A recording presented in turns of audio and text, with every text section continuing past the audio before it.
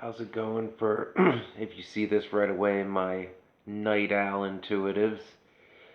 I'm 2 videos away, one more after this one, from completing my 33 videos in July pledge for Same You. If you haven't donated, the link's below. Do it like now, because I'm pretty sure it ends. I know it ends today, but I'm pretty sure it ends today, Greenwich Mean Time, not Eastern Standard Time where I am.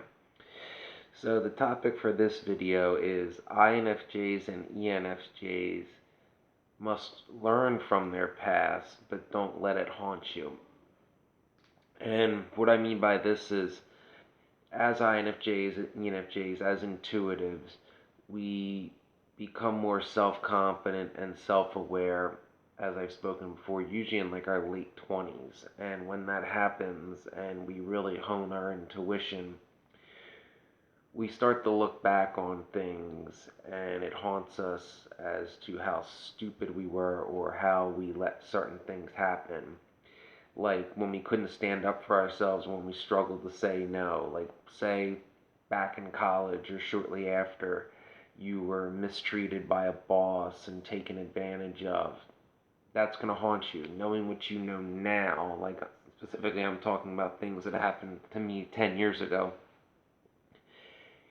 You can't comprehend now why you couldn't stand up for yourself then. And it's very hard to put yourself in the mindset of the person you were 10 years ago. Because you change a lot from your 20s to your 30s. Like I said, you become more self aware, more confident, and are better able to express yourself as you truly are.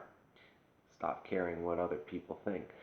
So when you reflect back on that, remember the best you can the mindset you were in back then, and you didn't have the life experience you have now. So you can't. I know we overthink practically everything. You can't obsess about past mistakes and let it haunt you and let it define the person you are now. But you also at the same time have to realize that now that you know these things and know tactics of, say, narcissism or exploitation, in environments where somebody feels they have power over you and you feel like you can't say no and or speak out about the abuse you suffered, know that that's not true and ensure that it doesn't happen to you ever again. In addition, it is our duty to mentor others and speak up for others that we see in similar situations to what we were in back then and prevent it from happening. As empaths, we don't want to see anybody suffer.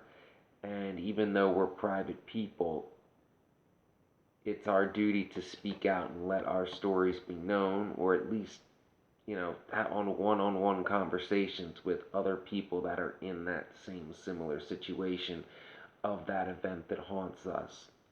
And this goes into our personal lives too. Like, we all, as I've mentioned before, we all reflect back on the people we dated. I swear, as INFJs and ENFJs, we all have that what the fuck was I thinking relationship. Usually in our mid 20s, it's usually our first relationship after college, after, you break up with your college sweetheart type. That's the pattern I've been noticing. And again, you have to realize and accept the fact that if it was a what the fuck was I thinking relationship, that person probably lied to you. Us as empaths wanted to see the best in them and wanted to see the potential of the person they could be instead of the person they truly are. But instead of beating yourself up on why and how you fell for that person and let yourself be taken advantage of, focus on the fact that those tactics used by somebody else would not fool you today, and that, if need be, you can expose that person for who and what they really are. And once again, if someone you are close to is in a similar situation where you notice somebody taking advantage of them, using the same tactics as the person did in your what the fuck was I thinking relationship. It is your duty to inform that person, and tell your story to that person and your personal experience of what happened. In the end, it's still that person you're talking to's free will to get involved in with that person. But a lot of times, especially with other intuitives, speaking to someone who is in a similar situation will put those pieces together in that younger person's head, and that'll rip the mask off of the person deceiving them, and they will know and see that person for who they really are before they have to go through the experience that we went through. And as uncomfortable as it is for us to relive those experiences, when it comes to helping people, we must do it, and we know deep down that it is our duty to do it. So it's a common theme amongst us intuitive stuff like this. Yeah, and I know my nose is really clogged right now. It's really clogged. So it's our duty to inform other people that they're being taken advantage of, and only, as I've said before, by letting your stories known will things change. When enough people come forward, things change. People have to be told that behavior won't be tolerated, and there'll be ramifications for their inappropriate or sometimes illegal actions. The past is there for you to learn from. As intuitives, we recognize patterns and see through people better than anybody. But let that past be a lesson. Make sure, instead of beating yourself up over what your past is, ensure that you don't relive that past. Ensure that you don't fall in that same trap again. I can't say that enough. That's really important. There's no need to make the same mistake twice. If, you know, if somebody who's pursuing you romantically exhibits the same patterns of behavior as someone who mistreated you, you should probably listen to your intuition on that, no matter how pretty they are.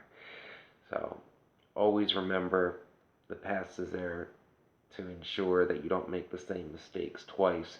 It's not there to haunt you over the mistakes you made as a young, naive, early 20-something. Yes, we would all have things that we'd love to change, but as of today, that is not possible. So we can't let that ruin the rest of our lives, haunt us in pursuing what we really want, especially when you're at the stage of life where you are self-aware, you fully accept who you are, and you're able to express yourself as your true self. Just continue to do that and pursue your dream career, and find the right person who truly appreciates you for the person you are today. And if that is truly the person who, appreciates you the most and loves you for the person you are now, understand that your past, including those bad experiences, made you that person today, made you able to speak up, able to talk about the abuse you faced, able to try to help others from having to go through the same thing you went through. I mean, it's going through those experiences ourselves that makes us able to help others speak out and hopefully change how society views such things, in order to at least lessen the amount of other people that have to go through it, if that makes sense. So understand your confidence and your ability to speak out comes from those experiences. It's abuse victims recognize patterns of abuse better than others. So now that you know those patterns, you know how to call it out and to prevent it from happening to you again. And you must also reflect, if you're going to overthink your past, that perhaps without having gone through that experience, that molded you into the person you are today, perhaps you wouldn't have found that one person you belong with when and if, of course, you finally cross paths and talk or whatever. Maybe it's your experiences that gave your bad experiences that helped give you the confidence to approach that person.